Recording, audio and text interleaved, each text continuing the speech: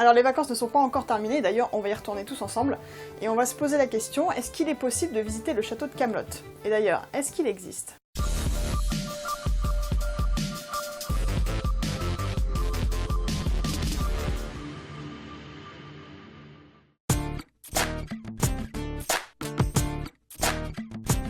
Camelot, écrit comme ceci et non comme cela, ça c'est la série d'Alexandre Astier, est en fait le château du roi Arthur. Arthur, ou Arthur Pendragon, c'est le personnage principal de légende moyenâgeuse. Ce dernier est connu pour sa quête du Graal, son ami le magicien Merlin, ses batailles contre les Saxons, sa légendaire épée Excalibur, et bien sûr la table ronde, où il réunissait tous ses fidèles chevaliers comme Lancelot, Gauvin, Perceval.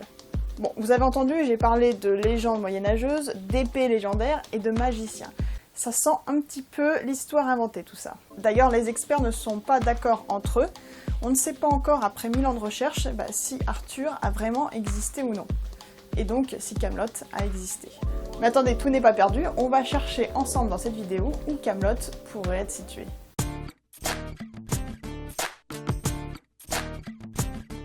Bon, je précise ici qu'il s'agit de mes suppositions, mes théories.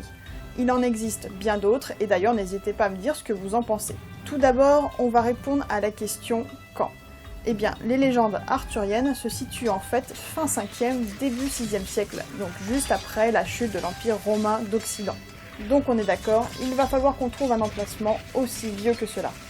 Et donc, ça nous enlève déjà pas mal de possibilités. Deuxième point, on va s'intéresser à la question du « où ». Arthur est le roi des Bretons, donc petite question, s'agit-il de la Grande-Bretagne ou de notre Bretagne? Eh bien, il semblerait que ce soit plutôt la Grande-Bretagne. Tout d'abord, car les différents écrits mentionnant Arthur proviennent de l'île, et car Arthur serait né à Tintagel, dans le comté de Cornouailles, en Angleterre.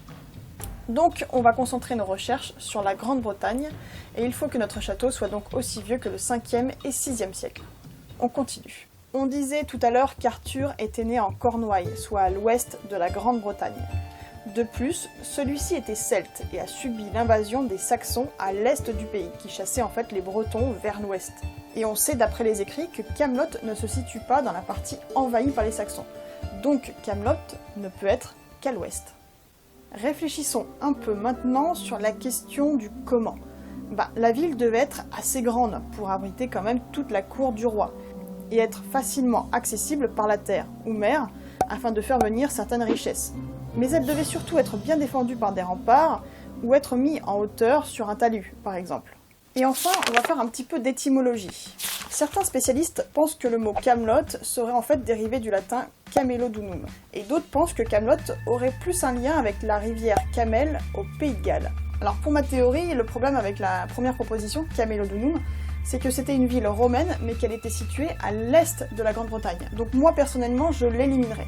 Donc on partirait plus sur le Pays de Galles. Et j'ai envie en fait qu'on s'intéresse plus à une ville en particulier, Caerleon, ou Caerleon, je ne sais pas du tout comment ça se prononce. En effet, dans les légendes arthuriennes, on fait mention de cette ville. Ensuite, dans le premier récit, Camelot n'existe pas. C'est en fait Caerleon qui est le QG d'Arthur. En fait, au XIIe siècle, c'est Chrétien de Troyes qui parle en premier de Camelot.